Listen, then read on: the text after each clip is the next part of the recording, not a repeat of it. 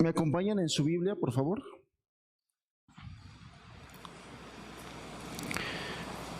Vamos a continuar hablando acerca de la vida y el ministerio de nuestro Señor Jesús en el Evangelio de Juan, como lo hemos venido estudiando. Evangelio de Juan, capítulo 4, por favor, verso número 43 al 54. Son varios pasajes los que vamos a leer, y la razón es que, bueno, es todo un episodio. Vamos a ver nuevamente una parte de la vida y del ministerio del Señor Jesús a través de estos versículos. Dice así la Escritura, Juan capítulo 4, verso 43. 2 días después salió de allí y fue a Galilea, porque Jesús mismo dio testimonio de que el profeta no tiene honra en su propia tierra. Cuando vino a Galilea, los galileos le recibieron, habiendo visto todas las cosas que había hecho en Jerusalén en la fiesta, porque también ellos habían ido a la fiesta. Vino pues Jesús otra vez a Caná de Galilea, donde había convertido el agua en vino, y había en Capernaum un oficial del rey, cuyo hijo estaba enfermo. Cuando oyó que Jesús había llegado a Judea de Galilea, vino a él y le rogó que descendiese y sanase a su hijo, que estaba a punto de morir. Entonces Jesús le dijo: si no viereis señales y prodigios, no creeréis. El oficial del rey le dijo: Señor, desciende antes que mi hijo muera. Jesús le dijo: ve, tu hijo vive. Y el hombre creyó la palabra de Jesús, que Jesús le dijo, y se fue. Cuando ya él descendía, sus siervos salieron a recibirle y le dieron nuevas, diciendo: tu hijo vive. Entonces él les preguntó a qué hora había comenzado a estar mejor. Y le dijeron: ayer a las 7 le dejó la fiebre. El padre entonces entendió que aquella era la hora en que Jesús le había dicho: tu hijo vive. Y creyó él con toda su casa. Esta segunda señal hizo Jesús cuando fue de Judea a Galilea. Vamos a orar. Vamos a pedir a Dios que nos asista, que nos ayude, que nos enseñe a través de su palabra, y que Él sea quien respalde su palabra. Señor, agradecidos estamos por este día, por este momento, por este lugar en el que nos permites tener un tiempo, Señor, de sentarnos delante de ti a escuchar tu voz a través de tu palabra. Queremos pedirte, Señor, que tal como lo has venido haciendo a través de este Evangelio de Juan, nos sigas enseñando. Padre, pero que esta enseñanza, que esta palabra tenga impacto en nuestro corazón, Señor. Padre, pues escrito está que tenemos que ser hacedores de tu palabra. Señor, no nos sería de provecho solamente sentarnos y oír si esto no tiene un profundo impacto en nuestra vida. Y esto lo haces tú, Señor. Impacta nuestra vida, transforma nuestra vida a través de tu palabra, Señor.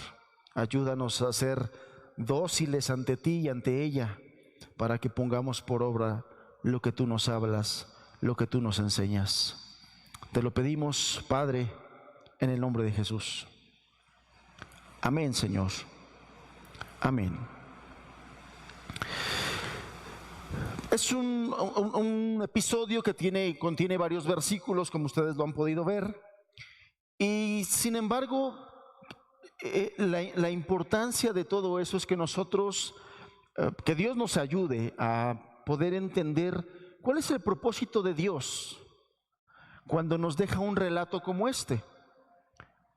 Porque si la Escritura es inspirada por Dios, tal cual lo enseña el apóstol Pablo, si toda la Escritura es inspirada por Dios, este pasaje es inspiración de Dios a Juan, y fue su voluntad, su soberana voluntad, que él dejara este pasaje aquí.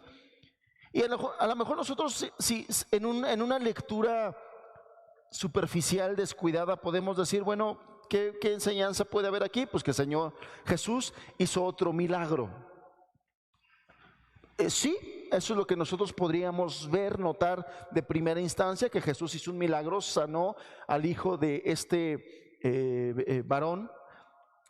Sin embargo, al detenernos un poquito más, al escudriñar la Escritura como es el mandato del Señor Jesús que debemos hacer, escudriñar la Escritura, vamos a mirar nosotros cómo Jesús en este pasaje se encuentra con el tema de la incredulidad en el corazón. Y esa es precisamente una de las cosas que Él nos quiere enseñar a nosotros.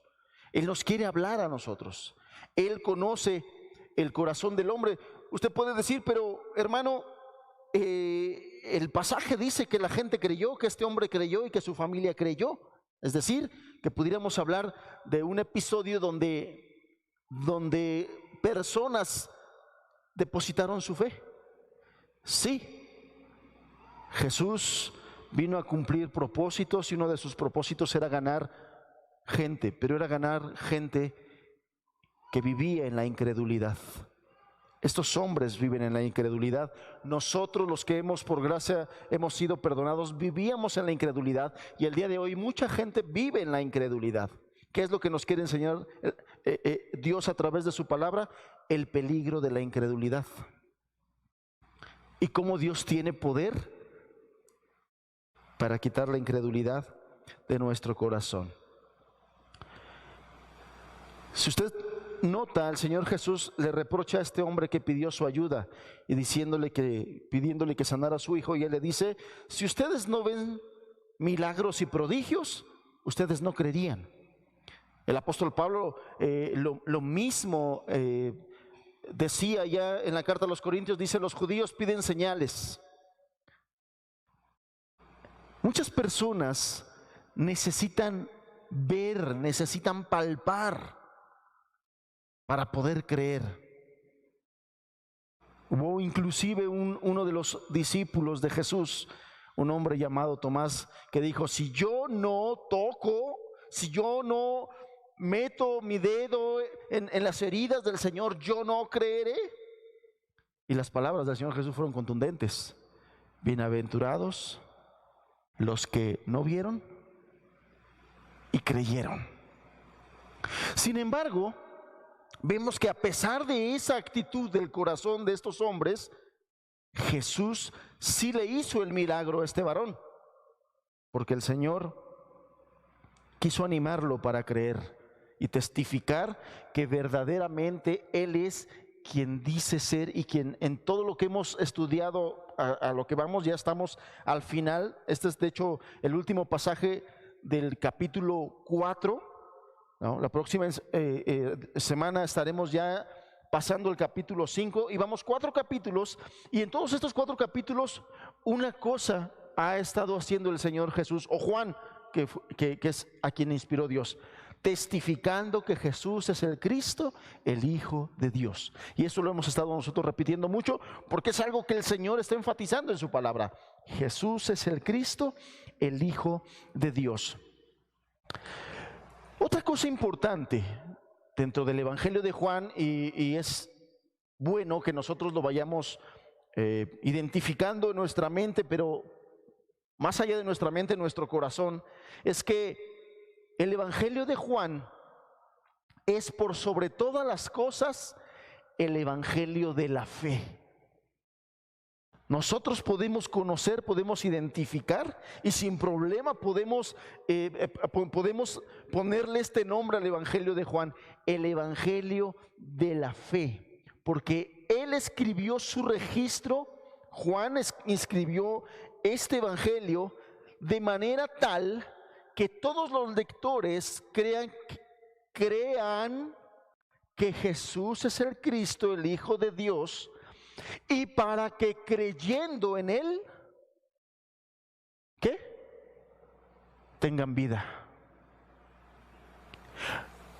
Juan escribió este evangelio inspirado por Dios de tal forma para llevarnos a todos nosotros a que creamos que Jesús es el Cristo, el Hijo de Dios, con un propósito muy importante. Y esto anótelo, subráyelo, grábelo, porque hay muchas personas el día de hoy que con sus labios dicen, con sus labios confiesan que Jesús es el Cristo, el Hijo de Dios. Pero eso no ha traído salvación a sus vidas. Eso no ha sido un factor de transformación a sus vidas. Y ese es el propósito. El propósito es que usted sepa que Jesús es el Cristo, el Hijo del Dios viviente.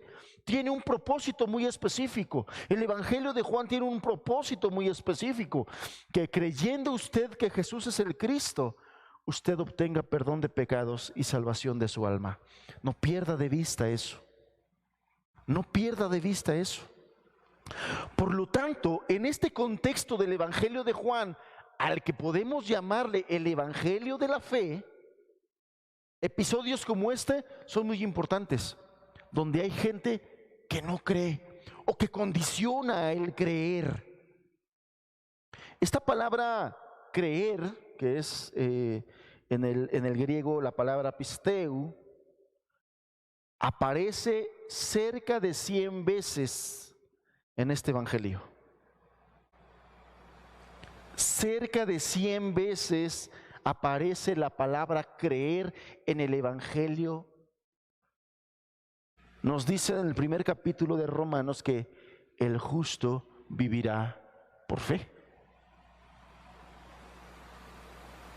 Porque todas las cosas espirituales se viven por fe. El perdón de pecados es por fe. El arrepentimiento es por fe. El justo por la fe vivirá. Esto es parte del fundamento del Evangelio. Si nosotros queremos entender el Evangelio, tenemos que entender la importancia de la fe dentro del Evangelio o en nuestras vidas. Nada más por darle algunos datos, por creer en Él es que las personas podemos ser hechas hijas de Dios. No hay otra forma. Solamente por fe. No hay otra forma. La única manera en que nosotros los seres humanos quedamos hijos de ira, como nos dice Efesios, hijos de desobediencia. La única forma de pasar de ser hijos de desobediencia o hijos de ira a ser hijos de Dios es por fe. Por fe obtenemos vida eterna. No hay otra forma. Es por gracia a través de la fe que nosotros podemos obtener vida eterna, hermanos. Si alguno de nosotros ha sido privilegiado con ese don, con ese regalo de la vida eterna, tú debes estar consciente que nada tuviste que ver tú ahí. Fue por fe. Fue por gracia a través de la fe. Es a través de la fe que nosotros hemos sido rescatados de condenación. Es solamente por la fe. No es por ninguna buena obra que usted haya hecho. No es porque usted o nosotros seamos de un nivel más superior que otros seres humanos. No, es por fe. Por la fe nosotros hemos sido salvados de condenación. Por la fe nosotros vamos a tomar parte en la resurrección de la vida. ¿Qué puede hacer un muerto para resucitar? El muerto no puede hacer nada. Sin embargo, nosotros creemos que hemos de vivir nuevamente, que en la resurrección estaremos presentes por fe. Es por fe que el Espíritu Santo viene a morar a una persona que ha sido perdonada, que ha sido salvada. Es por la fe, hermanos. Es por la fe que Dios nos da su Espíritu Santo. Es por la fe que muchas personas que viven en tinieblas son librados de esa oscuridad y de esas tinieblas. Es por creer solamente en Jesucristo, que son librados de las tinieblas de su vida, de su alma. Y es por la fe que encontramos nosotros poder para vivir la vida espiritual. Es por fe. Entonces, nos vamos dando cuenta de la importancia de todo esto, nos vamos dando cuenta de por qué es tan importante cuando el apóstol Pablo en la capítulo 1, carta a los Romanos, dice, el justo vive por fe.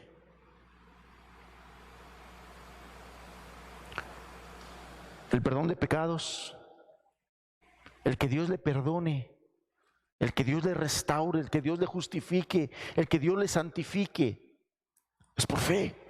Todas las obras de Dios a nuestra vida son por fe. Y más aún, por encima de todas estas cosas, Dios ordena que las personas crean en su Hijo. Cuando una multitud le preguntó al Señor Jesús qué debían hacer para poner en práctica las obras de Dios, esta gente se veía muy interesada en poner en práctica, en hacer las obras de Dios. Pero esta gente era muy experta en hacer cosas. Y muy probablemente la respuesta del Señor Jesús chocó en sus mentes, en su cultura, porque eran expertos en hacer. Los judíos eran expertos en hacer. Y la respuesta de Jesús fue: esta es la obra de Dios, que creas en aquel que ha enviado.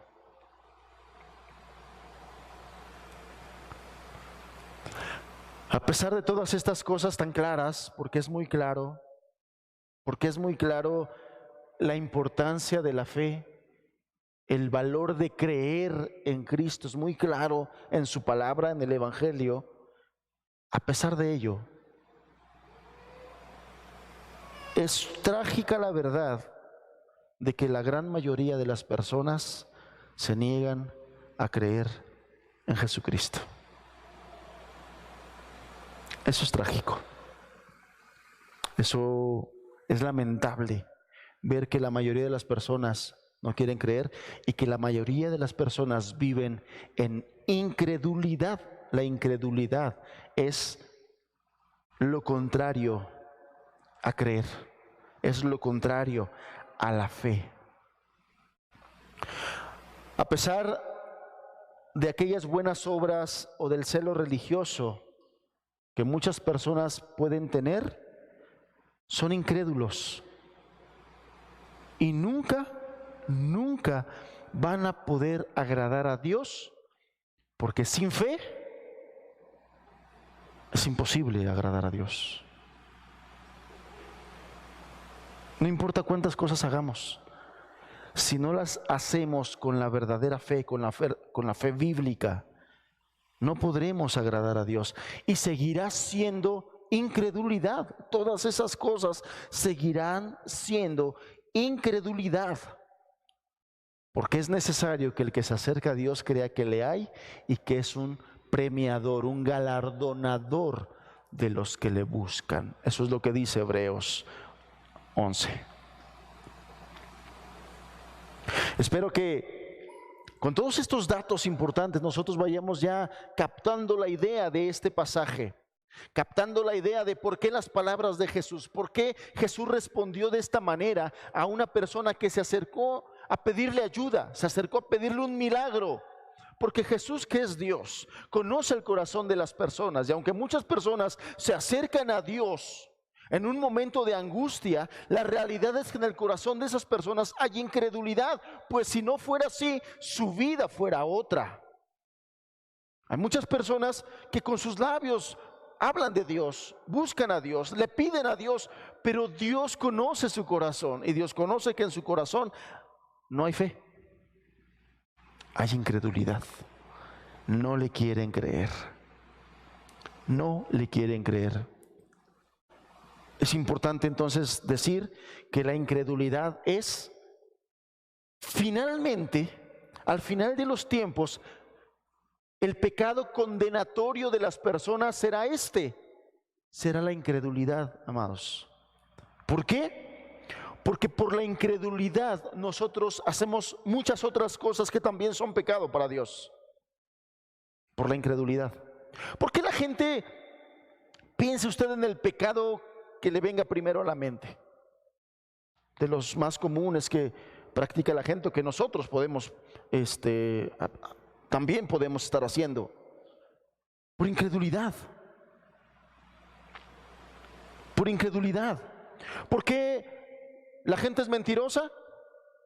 Porque no creen en un Dios que es verdad.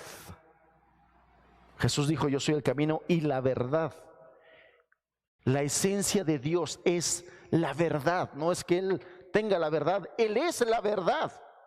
Y cuando una persona miente y practica la mentira, él peca contra un Dios en el cual él realmente no cree que sea la verdad. Detrás de ese pecado de mentira hay otro pecado de incredulidad. ¿Por qué los adúlteros y los fornicarios se esconden para hacer sus maldades? Porque ellos piensan que se están escondiendo de sus padres, los fornicarios, o los adúlteros piensan que se están escondiendo de su esposa y de sus hijos.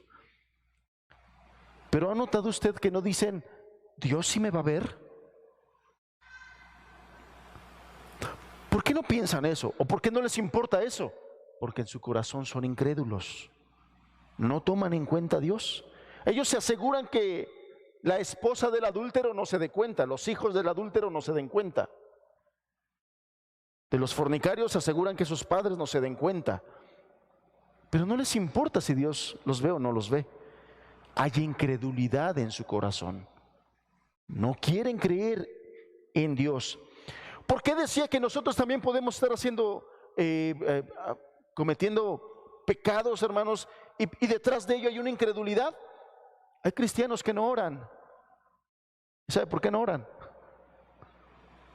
Porque no creen que cuando cierran su puerta y se meten a su cuarto a hablar con su Padre Celestial, no creen que su Padre Celestial esté ahí. No creen que Dios los oiga. No creen que la oración sea una verdadera conversación con Dios. No lo creen.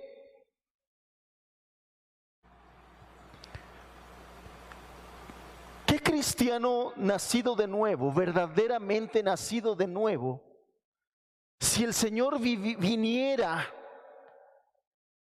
visualmente, es decir, que lo puedas ver, no desearía estar ahí? ¿A qué cristiano verdadero, genuino, si el Señor Jesús le dijera: yo voy a llegar a tu casa y ahí voy a estar, y ahí voy a estar 2 horas porque quiero platicar contigo, y me vas a ver y me vas a palpar y me vas a escuchar? ¿Qué cristiano genuino no quisiera estar ahí? Yo pienso que todo cristiano genuino no faltaría a esa cita. Pero ¿por qué si faltan a la cita de la oración? Porque no creen que Jesús verdaderamente esté ahí. Jesús dijo: donde están 2 o 3 congregados en mi nombre, ahí estoy yo. ¿Por qué faltan los cristianos a la reunión de oración? Por incredulidad, porque no creen verdaderamente que ahí esté Jesús. Por eso faltan a las reuniones de oración, por incredulidad. ¿Se dan cuenta de que detrás de algunas acciones que nosotros podemos cometer, lo que realmente hay atrás es incredulidad, el pecado de incredulidad? ¿Por qué muchos cristianos faltan a la lectura de la palabra de Dios? Porque no creen que Dios les pueda hablar a través de ella. Por eso es que rechazan, por eso es que niegan la palabra de Dios, por eso es que no la estudian, por eso es que la abandonan, porque no creen que Dios pueda hablar a través de su palabra. El pecado de incredulidad es un pecado raíz. Y a través de muchas cosas que nosotros hacemos que no están bien, que nos perjudican, que perjudican la comunión en la iglesia, puede haber incredulidad. La queja, hermanos, cuando nos quejamos, refleja incredulidad. No creen que es la voluntad de Dios. Si nos quejamos de algún hermano o hermana, no creen que es la voluntad de Dios que nos puso en comunión con otros hermanos diferentes a nosotros para pulirnos, para enseñarnos a amar a aquellos que son diferentes a nosotros, para enseñarnos a amar a aquellos que piensan diferentes a nosotros, para pulirnos. Pero como no creemos que Dios es soberano por sobre todas las cosas y que todas las cosas suceden porque Él así lo permite, con un propósito, es que nos quejamos. Detrás de la queja puede haber incredulidad. El pecado de incredulidad es aquel por el cual se va a sentenciar a muchas personas finalmente al infierno, porque rechazaron la luz y porque decidieron no creer en Jesucristo. Decidieron no creer en Jesucristo. Yo le decía, muchos pecados que comete la gente son solamente pecados que son fruto de su pecado de incredulidad. Entonces, qué importante es que nosotros vayamos entendiendo esto, porque Jesús lo primero que identificó de este hombre que le pidió ayuda es su corazón incrédulo. Su corazón incrédulo. El que no cree, dice la Escritura en Juan 3, el que no cree ya ha sido condenado porque no ha creído en el nombre del unigénito Hijo de Dios. Hebreos capítulo 3, no lo busqué, solamente quiero hacerle la referencia. Hebreos capítulo 3 dice, habla de un corazón malo, de incredulidad. Este es el corazón que caracteriza a las personas no regeneradas. Un corazón malo de incredulidad. Yo le decía en un principio que el evangelio de Juan es el evangelio de la fe. Y que cuando Juan enfatiza la divinidad de Cristo como el Hijo de Dios, es porque tiene un propósito, el propósito de salvación, para que creyendo en Él tengáis vida eterna. ¿Recuerdan que comentamos esto? Bueno, de ahí el peligro del pecado de incredulidad, porque el pecado de incredulidad es aquel que puede estorbar a este propósito de Dios. Es decir, es a través de la fe que podemos ser salvos. Y la incredulidad es lo contrario a la fe. La incredulidad es contrario a la fe, es contrario a creer. Y aquí el Señor está recriminando a aquellas personas y está hablando de un corazón que es malo por su incredulidad. Es un corazón que ama la oscuridad del pecado y detesta la luz del Evangelio. Detesta la luz del Evangelio. El corazón de incredulidad es también, además de que ya de por sí el corazón por sí mismo produce esa incredulidad, recuerde usted que el lugar de donde salen todas las cosas malas del ser humano es su corazón. La incredulidad también. Pero si a esto le sumamos que tenemos un enemigo, el enemigo de las almas, él todavía va a agravar esta situación. Acompáñenme por favor a 2 Corintios, capítulo número 4. 2 Corintios,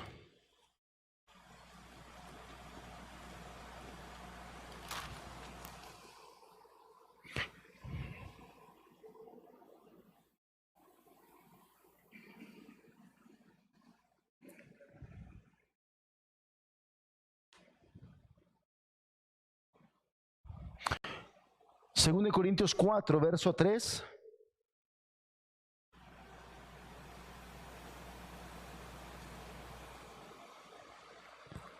Dice así: pero si nuestro evangelio está aún encubierto, entre los que se pierden está encubierto, en los cuales el Dios de este siglo cegó el entendimiento de los incrédulos, para que no les resplandezca la luz del Evangelio de la gloria de Cristo, el cual es la imagen de Dios. ¿Qué dice este texto? Que el diablo todavía agrava la incredulidad de las personas, porque él dice, cegó el entendimiento ¿de quién? ¿De quién? De los incrédulos. Satanás cegó el entendimiento de los incrédulos. Entonces, el asunto se vuelve más complicado. De por sí, el corazón de esa persona no quiere creer en Jesús, no quiere venir a la luz para que le resplandezca, pero aparte dice, el Dios de este siglo, Efesios dice que ahora opera en los hijos de desobediencia.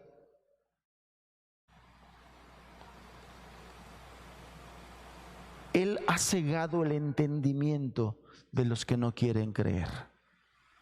Entonces, en esencia, la incredulidad es un rechazo de la verdad salvadora contenida en las Escrituras. La incredulidad es un rechazo de la verdad salvadora contenida aquí en las Escrituras. La incredulidad entonces es un rechazo de Jesucristo, quien es la verdad de Dios encarnada, como lo estudiamos en el capítulo 1 de Juan. Ahora, vale la pena hacer esta anotación. Muchas personas pueden decir, no hermano, pero a ver, yo sí creo en Dios. Yo sí creo que Jesús es el Cristo, el Hijo de Dios. Notemos bien, incredulidad no es decir o pensar que yo sí creo en Dios o en el Hijo de Dios. Eso no es incredulidad. Repito, incredulidad no es decir o pensar solamente yo sí creo en Dios o yo sí creo que Jesús es el Hijo de Dios. Muchas personas el día de hoy que dicen que sí creen, que dicen que sí saben que Jesús es el Hijo de Dios, no tienen salvación. Siguen perdidas, siguen esclavas de sus pecados, siguen en las tinieblas, no han venido a la luz. Y lo dicen. Y piensan que ellos sí creen en Dios, piensan que ellos sí creen en el Hijo de Dios. Esto es importante y principalmente importante para varios de los que estamos aquí hoy en este lugar. ¿Por qué? Porque usted puede pensar que usted sí cree en Dios, ¿no? Allá afuera, no, los que no creen están allá afuera. Los ateos están metidos en las aulas de las universidades, ahí están los ateos, muchos de ellos están ahí en las universidades, muchos de ellos están haciendo marchas, muchos podrían pensar eso, varios de los que están, pero ojo con esto, si usted quiere que le resplandezca la luz, acérquese a la luz, deje que las Escrituras alumbren su entendimiento, y yo le quiero decir esto, el hecho de que nosotros pensemos que sí creemos en Dios, el hecho de que nosotros pensemos que sí creemos que Cristo es el Hijo de Dios, no precisamente quiere decir que no tengamos incredulidad. La verdadera incredulidad se refleja cuando usted, sabiendo que Jesús es el Hijo de Dios y vino a esta tierra a morir por sus pecados, usted no ha creído en Él como su Salvador. Por lo cual el día de hoy usted no está libre de sus pecados, usted no está perdonado de sus pecados y usted no goza del perdón, de la salvación y de la vida eterna. Esa es la verdadera evidencia de quién está en incredulidad y quién está en fe. No es un asunto intelectual de yo sí sé que Dios existe, yo sí sé que Cristo es el Hijo de Dios. No es un asunto intelectual, es un asunto espiritual, pero que se refleja, que tiene definitivamente un impacto en nuestras vidas, porque el cristianismo no es un asunto de mero conocimiento muerto, no es un asunto de mero intelectualismo. El cristianismo es poder de Dios para salvación, el evangelio es poder de Dios para salvación. Entonces, el hecho de que usted crea que Dios existe El hecho de que usted crea que Jesús es el Hijo de Dios no precisamente quiere decir que usted no tenga incredulidad. Más bien, usted debe de entender que si el día de hoy usted no ha sido perdonada de sus pecados, si el día de hoy usted no ha recibido la salvación de su alma por fe, entonces usted sigue en incredulidad. Aunque usted en su mente registre: yo sí creo en Dios, yo sí creo en Jesucristo. ¿Me estoy explicando? Esto es importante, porque si el Evangelio es poder de Dios para salvación, entonces el Evangelio es poder de Dios para transformación. Cuando una persona es objeto de la gracia de Dios a través de la fe, no vuelve a ser igual. No vuelve a ser igual. Dios cambia, Dios transforma. Dios nos hace nuevos. Entonces, ese es el punto importante. Los relatos del Evangelio, hasta donde vamos ahorita, en el capítulo número 4, finales ya a punto de finalizar el capítulo 4, podemos nosotros, para efectos de aprendizaje, para efectos de enseñanza, nosotros podemos identificar varios niveles de incredulidad. Varios niveles de incredulidad. Y yo quiero describírselos. Nosotros ya en estos 4 capítulos hemos visto varios episodios de la vida de Jesús. Hemos visto varios momentos en que Jesús ha tenido algún tipo de contacto de una o de otra forma en algún lugar con algunas personas. Y a través de esos relatos, lo que el Espíritu Santo nos está mostrando es diferentes niveles de incredulidad con las que Jesús ha tenido que lidiar. Vamos para allá. El primer nivel de incredulidad es aquel en que hay incredulidad debido a que no ha habido una exposición de la persona a la persona de Cristo a través del Espíritu Santo. Es decir, esta es una incredulidad del corazón, pero es un corazón ya preparado por Dios y dispuesto a la espera de la revelación de la verdad divina. Repito, este primer nivel de incredulidad se da en un corazón que tiene incredulidad, que está en pecado de incredulidad, pero que es un corazón que ya ha sido preparado, que ya Dios a través de su Espíritu Santo está trabajando en él, de tal manera que ese corazón solamente está a la espera de la verdad divina para responder a ese llamado. Este es el nivel más superficial de la incredulidad. Salir de ese estado de incredulidad solamente requiere el conocimiento revelado por Dios de la majestad de Cristo. Y esa persona rinde su corazón al Señor.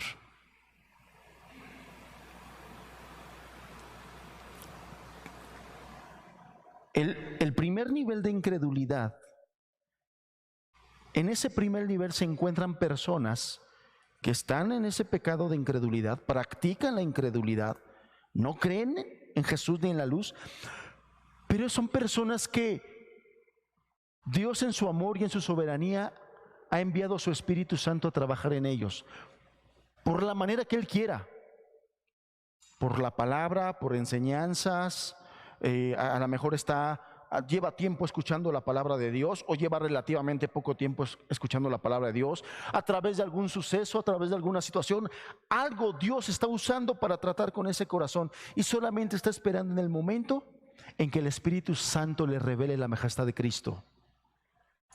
Y ese corazón responde y se arrepiente de su incredulidad.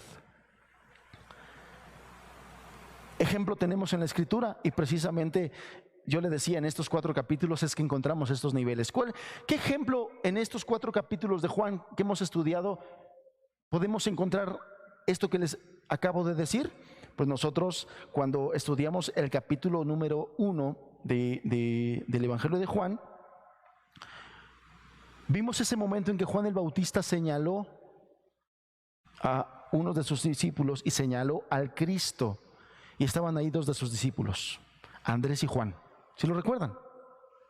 Estaban ahí sus discípulos y les dijo: he aquí el Cordero de Dios que quita el pecado.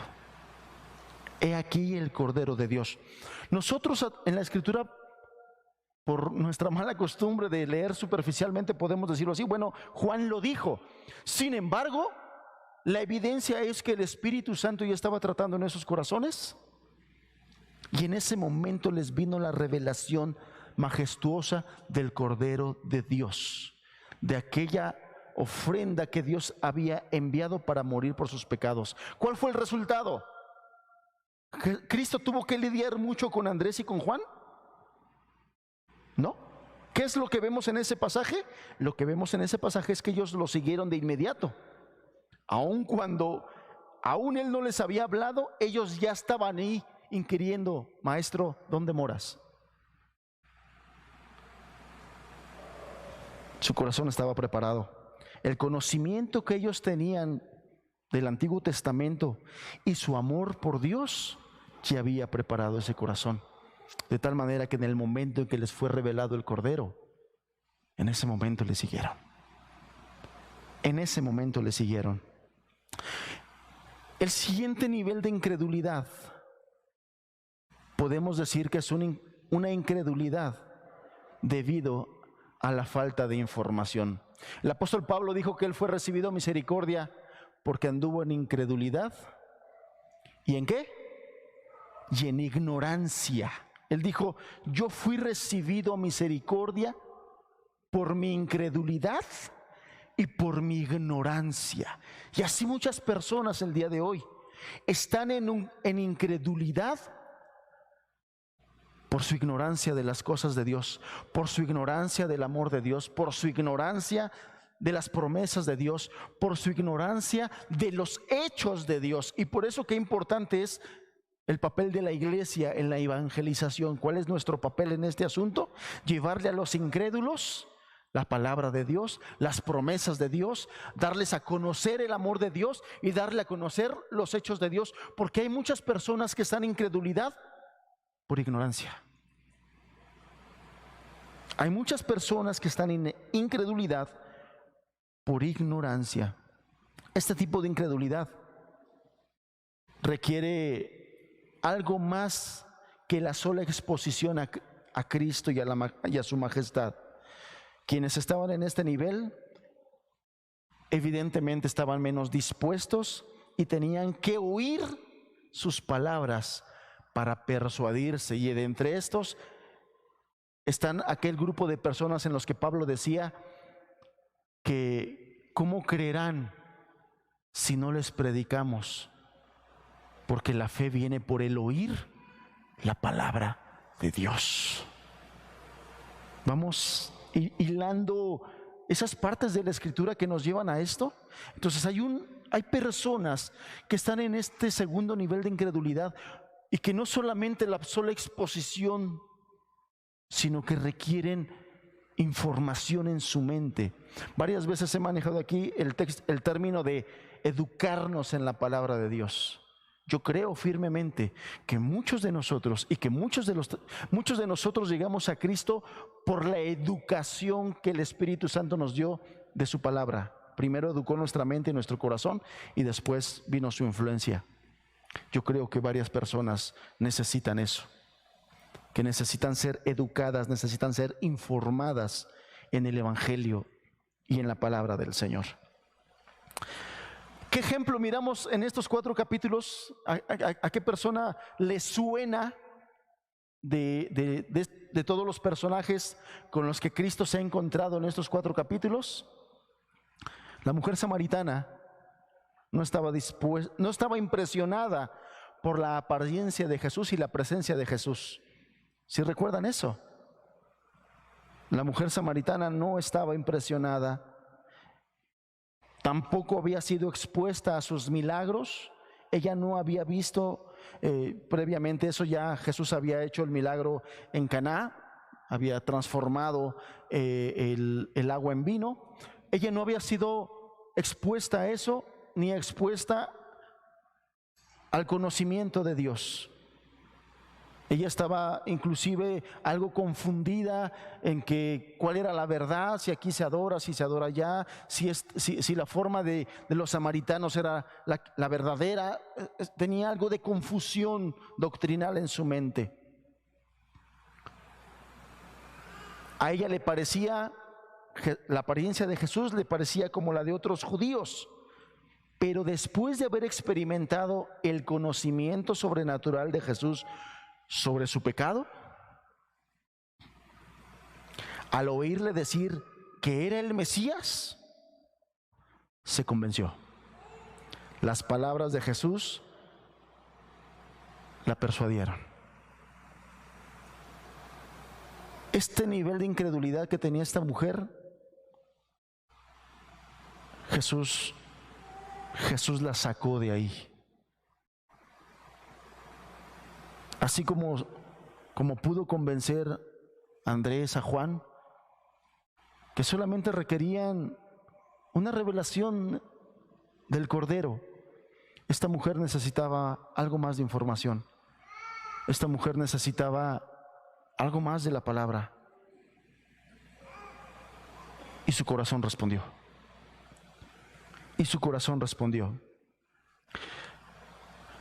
Hay un tercer nivel de incredulidad.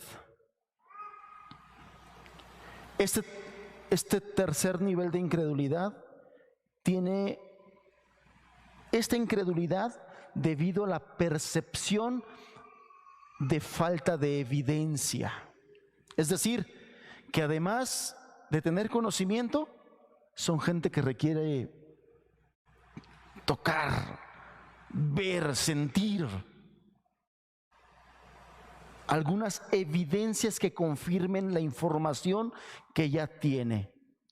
Quienes caían en esta categoría ya habían escuchado las afirmaciones de Cristo, pero deseaban evidencias que comprobara la veracidad de tales aseveraciones. Y es precisamente el relato que estamos estudiando.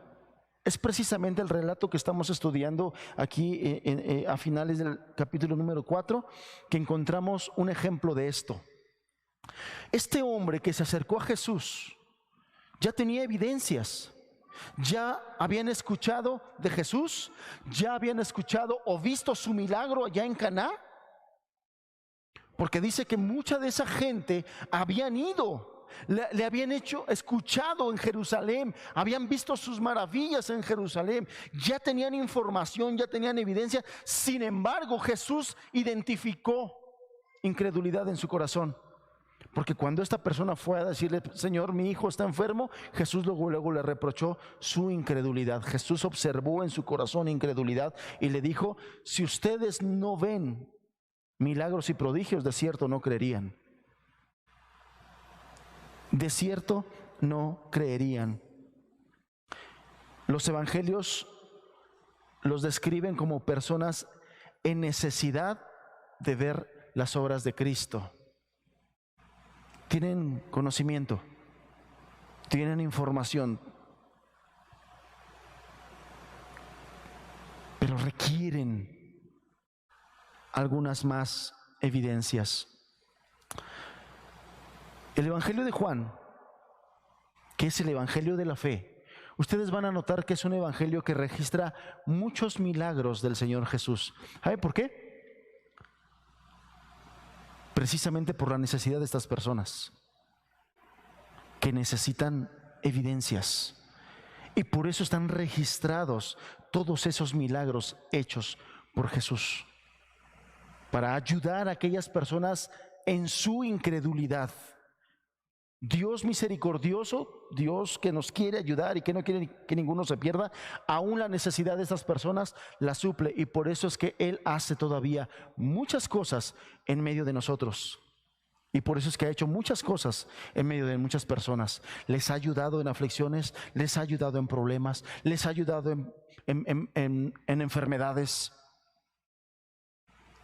Sin embargo, hay muchas personas que a pesar de eso siguen con su corazón incrédulo. Aunque los milagros testimoniales que Cristo realizó no llevan a todo el que los observa a la fe, lo que les acabo de decir, muchas personas que tienen el conocimiento y que aún Dios les permite ver evidencias, ver milagros que Él hace, ni aún así creen, ni aún así creen. Estos milagros fueron suficientes para persuadir a algunas personas. Dentro de este grupo, ¿quién encontramos? Encontramos a Nicodemo, por ejemplo. Previo a la conversación de Jesús con Nicodemo, Jesús estaba haciendo un milagro previo, el de Caná. Y él lo supo, y él lo escuchó, y él lo sabía. Él sabía todas esas cosas. Nicodemo es un ejemplo de este tipo de personas que estos milagros son suficientes para persuadirlos y para que crean en Dios. Llevamos 3. Hay un cuarto nivel de incredulidad. Y si usted se da cuenta, conforme vamos subiendo de nivel, el riesgo y el peligro va aumentando. Los primeros, con que solo les sea revelado el Cordero. Los segundos, además de eso, necesitaban información. Los terceros, además de eso, necesitaban ciertas obras y milagros y evidencias. Esta cuarta clase de incredulidad se encuentra en personas sumamente religiosas y endurecidas por la religión, endurecidas por su pecado, justas a sus propios ojos. La incredulidad les ha endurecido todavía más su corazón. Por todas estas características que les acabo de decir. Mucha religión, justos a sus propios ojos. Quienes estaban en este nivel de incredulidad se negaban a creer en Cristo, independientemente de sus obras. Es más, había gente que aún viendo sus obras, decían: las obras que tú haces, las haces por Belcebú. ¿Sí recuerdan ese pasaje? Sus ojos miraban sus milagros, estaban presentes, eran testigos y aún se atrevían a decir: lo que haces, lo haces en el nombre de Belcebú. Sabían que era Jesús, entendían sus enseñanzas, eran conscientes de la evidencia abrumadora, pero rechazaban obstinadamente sus afirmaciones. Son personas obstinadas, muy obstinadas. Gente que constantemente están escuchando la palabra de Dios, pero se obstinan en no creer. Ya aclaré qué es no creer. No creer es no que digas sí a todas las enseñanzas, sino que dices sí, pero no quieres hacerlo, porque no crees que es Dios quien te está mandando obedecer su palabra. Jesús advirtió las consecuencias de esta obstinación cuando dijo: si no creéis que sois, de cierto en vuestros pecados moriréis. Son esas personas que serán condenadas por su incredulidad. Los fariseos son muchas de estas personas que nos dan un ejemplo claro de este tipo de incredulidad. Se creen autosuficientes, se creen que todo lo saben, se creen que todo lo pueden. Dentro de su corazón tienen soberbias, tienen orgullo y un corazón endurecido. Todas estas personas decidieron rechazar a Jesús. Decidieron, a pesar de la evidencia, a pesar del conocimiento, a pesar de la palabra, a pesar de sus evidencias, decidieron no creer. Y el día de hoy hay muchas personas así, muchas personas que Dios les ha ayudado a entender su palabra, Dios les ha ayudado a ver, inclusive muchos milagros he conocido a lo largo de todo este tiempo, gente que ha experimentado el milagro de Dios, gente que ha sido sanada de cáncer terribles, me refiero tengo muy claro en mi mente el testimonio de un joven que le dio cáncer en la sangre, desahuciado, su vaso destrozado. Los médicos lo desahuciaron. La iglesia se puso a orar, pidiéndole a Dios misericordia. Dios lo levantó, Dios lo sanó. El día de hoy, el joven, después de, le estoy hablando que eso tiene 20 años, el día de hoy, el joven sigue por ahí, vivo, sano, milagrosamente sano. Reconoció que Dios metió su mano y se obstinó en su pecado. Y se fue. Y no se murió. Y ahí está. Pero está bien perdido. Espiritualmente está muerto en sus delitos, en su pecado. Cuando Jesús comenzaba su ministerio en Galilea, se encontró con este nivel de incredulidad. Y yo le decía que este pasaje, este hombre que pidió ayuda para sanar a su hijo, estaba en este nivel 3, necesitaba ver esos milagros. Esos galileos no se impresionaban con él ni con sus palabras. Él había crecido en medio de ellos y creían conocerlo. Por eso es que Jesús decía, ninguno es profeta en su pueblo. Esta gente, había mucha gente que por conocerlo de tiempo, de niñez, no querían creer en él. Esta gente demandaba señales, demandaba maravillas.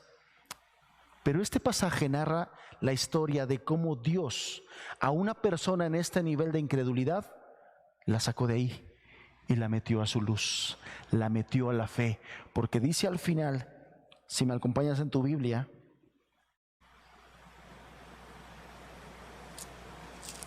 Juan, capítulo 4,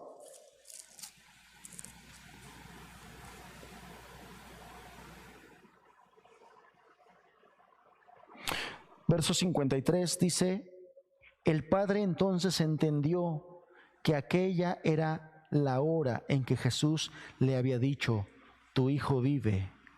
Y creyó él con toda su casa. Y creyó él con toda su casa. Vamos a puntualizar algunas cosas ya para terminar.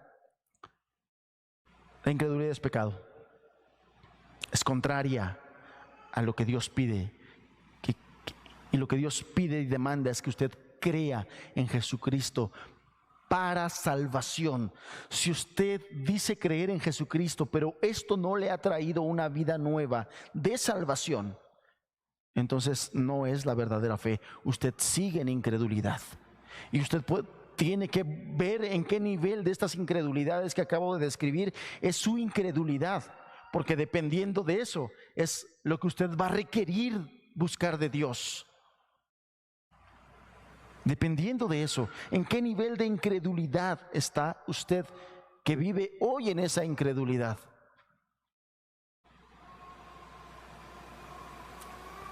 Si le falta información, pídela a Dios.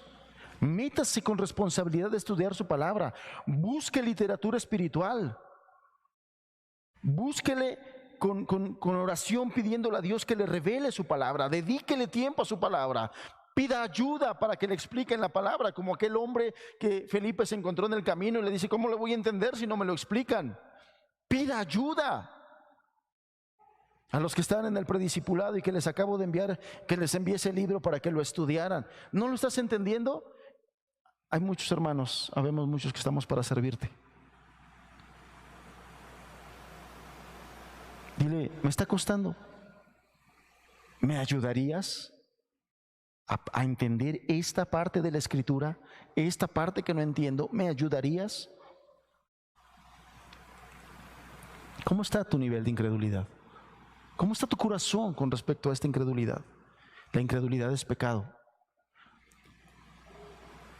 Pero es un pecado que Dios puede perdonar.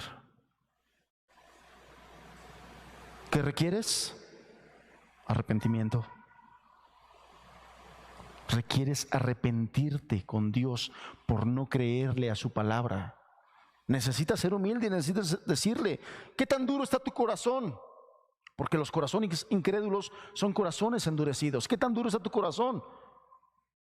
Ve con Dios y humíllate. Ve con Dios y dile: Señor, mi corazón está duro. Es más, ahorita mismo no te quiero decir esto que te estoy diciendo porque mi corazón está duro. Pero entiendo que mi corazón está duro y por eso te lo quiero decir. Y en este momento que me está dando un poquito de luz y que puedo reconocer la dureza de mi corazón y mi incredulidad, ayúdame. Ayúdame. Evidentemente, aquí hay varios que no están en ese primer nivel de incredulidad. Porque la manera en que Dios nos ha revelado a Cristo en estos primeros 4 capítulos de su Evangelio, tu corazón ya hubiera respondido. Tu corazón ya hubiera respondido. ¿Sí entiendes esto? Que si tú estuvieras en ese primer nivel de incredulidad, donde solamente requieres exponerte a la majestad de Cristo, a la gloriosa realidad del Cordero del Cordero de Dios, tu corazón ya hubiera respondido. Pero si no ha respondido tu corazón ante lo que has leído en los primeros 4 capítulos del Evangelio de Juan, quiere decir que no estás en ese nivel, que tu incredulidad es más grave.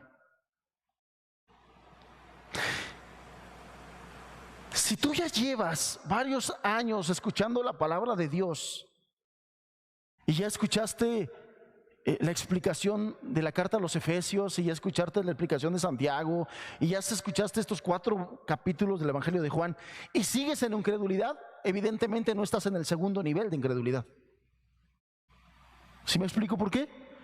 Porque el conocimiento te lo ha dado, porque el fundamento se te ha dado, porque Dios te ha dado su palabra y te ha revelado su palabra, y aún así sigues en esa incredulidad. Quiere decir que tu incredulidad todavía está más grave. ¿Sí me explico?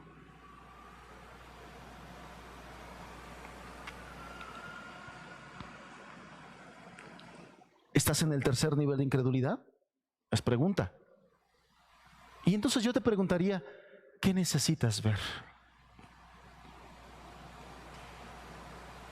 ¿Qué necesitas ver?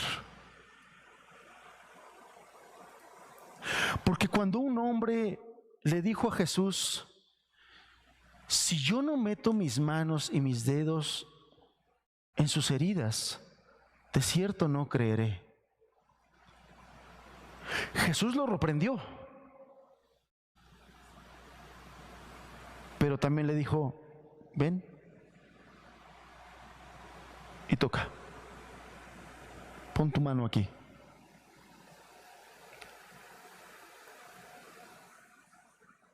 ¿Qué necesitas ver? Porque si eres humilde puedes ir con Dios y decirle: Señor, yo necesito ver, yo necesito evidencias. Te va a reprender, porque bienaventurados los que no vieron y creyeron. Pero no te va a dejar así. No te va a dejar así. Va a ayudar a tu incredulidad si eres humilde, si eres honesto. Te va a ayudar a creer, porque la fe viene de Él. Porque la fe viene de Él. Acompáñame un último texto, Hebreos capítulo 12.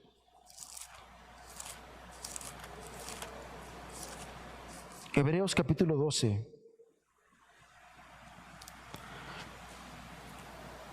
Y la manera de entender estos 2 primeros versículos que te voy a leer, si no lo has leído, te lo voy a dejar de tarea. Llega a tu casa a leer y a estudiar y a profundizar en Hebreos 11. Hebreos 11 es un largo testimonial de evidencias de fe. Es una galería de obras de fe, no de estos hombres, sino de lo que Dios hace y puede hacer. En ese contexto que te dejo de tarea, Hebreos 11, dice Hebreos 12, 1 y 2. Por tanto, nosotros también, teniendo en derredor nuestro tan tan grande nube de testigos, se está refiriendo a los de Hebreos 11, despojémonos de todo peso y del pecado que nos asedia. ¿De cuál pecado? Del pecado de incredulidad. Y corramos con paciencia la carrera que tenemos por delante. ¿Cuál carrera? La carrera de la fe. ¿Cómo? Verso 2, puestos los ojos en Jesús, el autor y consumador de la fe, el cual por el gozo puesto delante de él sufrió la cruz, menospreciando lo oprobio, y se sentó a la diestra del trono de Dios. Lo que está diciendo es, ante todas las evidencias que hay, hagamos una cosa: despojémonos de la incredulidad que nos asedia, que nos estorba. Corramos la carrera que tenemos por delante, la carrera de la fe, pero nos dice la forma: puestos los ojos en Jesús. Puestos los ojos en Jesús. Evidentemente no está hablando de una forma literal, de estar. Lo que está diciendo es que debemos nosotros estar buscando a Jesús en oración, en su palabra, considerando sus obras, considerando sus hechos. Si lo que necesitas tú es evidencia, considera todas las evidencias que Dios nos ha dejado en su palabra.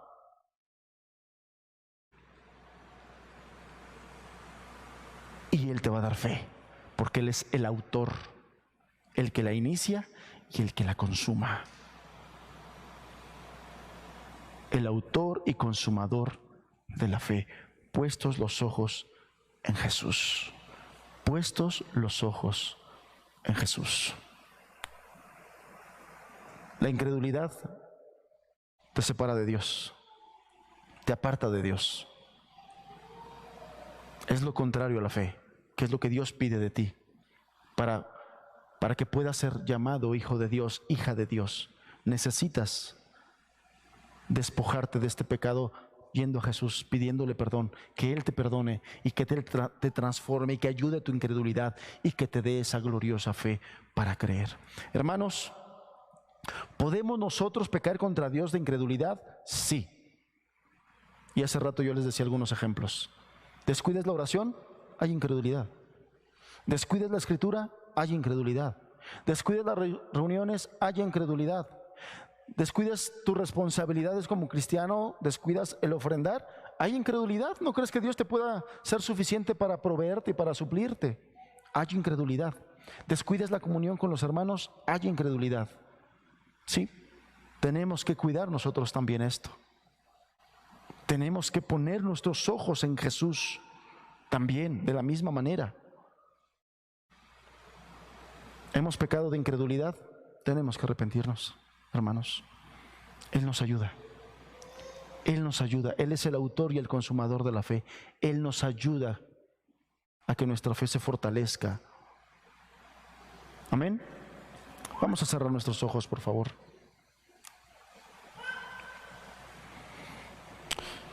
Señor,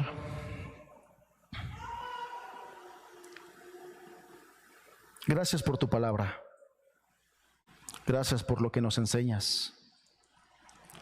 Hoy queremos decir, como dijeron aquellos hombres, Señor, ayuda a nuestra incredulidad. Ayúdanos, Señor. La incredulidad no te honra, te deshonra, Señor. La fe te glorifica. Ayúdanos a ser una iglesia de fe, una iglesia que confíe. Te lo pedimos, Señor, en el nombre de Jesús. Amén, Señor. Amén.